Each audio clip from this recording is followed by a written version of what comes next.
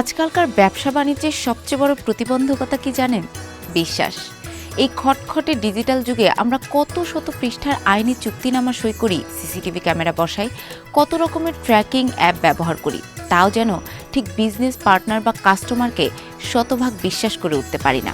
অথচ আমাদের এই বাংলাতেই একটা সময় ছিল যখন লাল কাপড়ে মোড়ানো একটা হলদেটে কাগজের খাতার ওপর চোখ বুজে ভরসা করে মানুষ দিব্যি কোটি কোটি টাকার ব্যবসা করে ফেলেছে। বছরের প্রথম দিনে দোকানের মালিকের সামনে খোলা সেই পুরনো খাতা একটা বছরের ফেলে আসা লেনদেনের হিসেব, জমে থাকা স্মৃতি, টুকরো টুকরো সম্পর্ক আর কিছু অসমাপ্ত দেনা পাওনার কথা বলতো।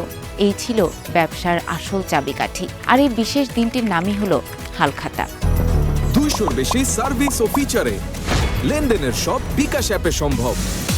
হাল একটি ফার্সি শব্দ, যার অর্থ বর্তমান বা নতুন। আর খাতা মানে তো আমরা জানি হিসাবের বই, অর্থাৎ হালখাতা মানে সময়কে নতুন করে শুরু করার প্রতীকী উৎসব, যেখানে শুধু লাভ ক্ষতির অঙ্ক নয়, জড়িয়ে আছে মানুষের সংস্কৃতি আর দীর্ঘদিনের বিশ্বস্ততা। এই উৎসবের শিকড় কিন্তু আজ বা কালকের নয়, এর ইতিহাস লুকিয়ে আছে প্রায় 400 বছর আগের মুঘল সাম্রাজ্যের ভেতর। 16 শতকের শেষ ভাগে সম্রাট আকবরের সময়ে বাংলার অর্থনীতি ছিল পুরোপুরি কৃষি নির্ভর, কিন্তু তখনকার হিজরি বা চন্দ্র পঞ্জিকা আমাদের ঋতুচক্রের সাথে মিলত না। ফলে দেখা যেত ফসল কাটার আগেই কর দেওয়ার সময় হয়ে গেছে। কৃষকরা পড়ত মহাবিপাকে। এই সমস্যার সমাধান করতে সম্রাট আকবর সূর্যভিত্তিক একটি নতুন পঞ্জিকা চালু করলেন। আর সেই নতুন পঞ্জিকার প্রথম দিনটাকেই আজ আমরা চিনি পহেলা বৈশাখ নামে। নিয়ম ছিল চৈত্র মাসের শেষ দিনে পুরনো সব দেনা পাওনা মিটিয়ে ফেলা হবে, আর বৈশাখের প্রথম দিনে খোলা হবে নতুন হিসাবের খাতা। জমিদাররা প্রজাদের ডেকে আনতেন, খাজনা আদায়ের পর তাদের মন ভরে মিষ্টি মুখ করাতেন।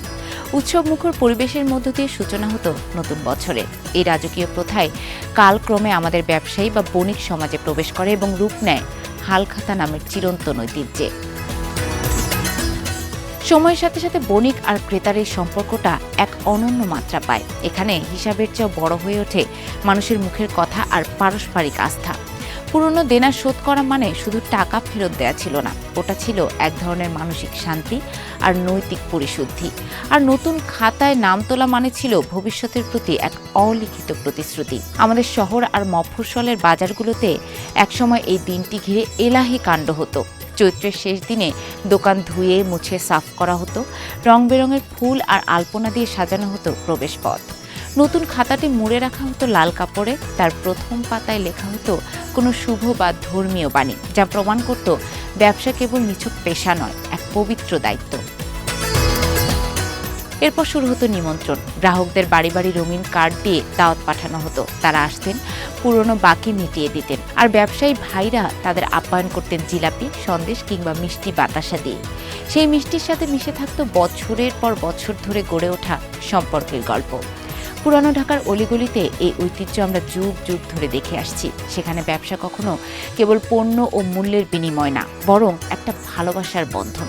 কিন্তু কালচক্র থেমে থাকে না।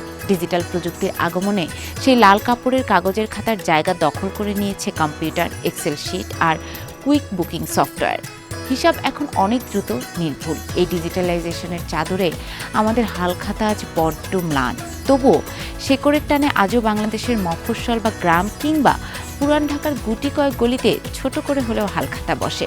হয়তো সেই আগের মতো জাঁকজমক আর নেই, কিন্তু সেই পুরনো অনুভূতির টানটা আজও কোথাও না কোথাও রয়ে গেছে।